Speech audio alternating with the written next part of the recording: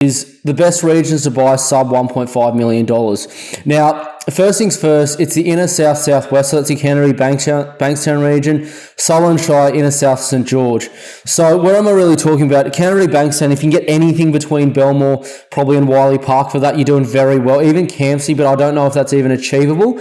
Sutherland Shire, if you can get Gymea to Sutherland or even Loftus for that, you're doing very well as well. Inner South St George, if you can get anything around Bexley right through to, I'd say, about Penshurst, around that corridor, you're doing very well as well. If you can get closer, even in maybe like Banksia or somewhere like that, or Arncliffe, you're doing extremely well as well. So that's sort of where you're looking at sub 1.5. Mind you, I reckon by my next Sydney property update, that may not exist. Maybe a few might, but a lot of those suburbs won't exist anymore. So that's Sydney sub 1.5 million.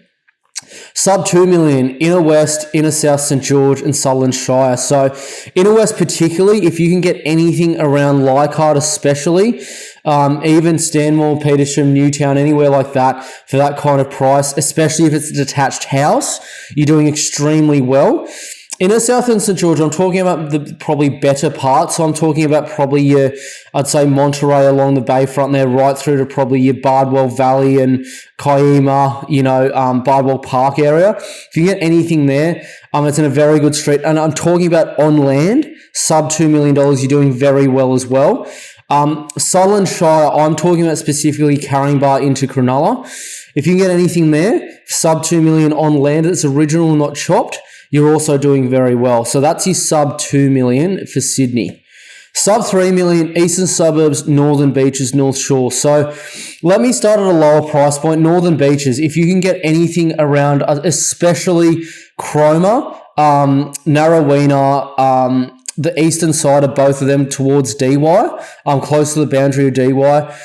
Anywhere, especially in like probably even North Manly is another good example. Sub and around 2.5 million, even less than that's very good. Sub 3 million, if you can get something in North Curl, DY, you're doing very well there as well. Even Fairlight or Balgala may be very tight, but if you get anything there, it's very good.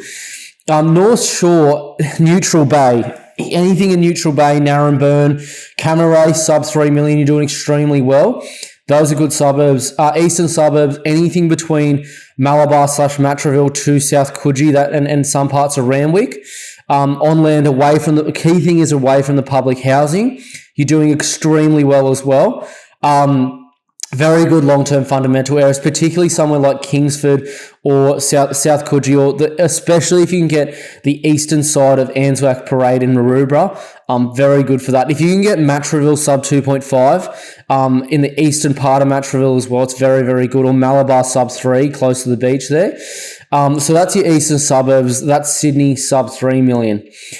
Now, sub 4, it's I know it's Sydney prices, but I'm still going to say it because I've got clients who buy at these sort of ranges. So, eastern suburbs and North Shore. Now, I'm not specifically talking about the other suburbs in the North Shore. I'm talking about specifically probably your Waverton, Wollstonecroft, your North Sydney, McMahon's Point.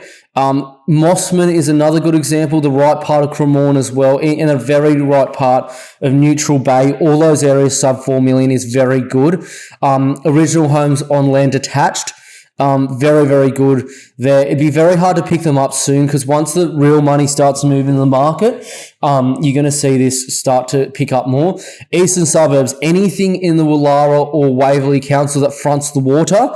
So Clovelly right through to North Bondi, extremely good if you get a detached house sub 4 million.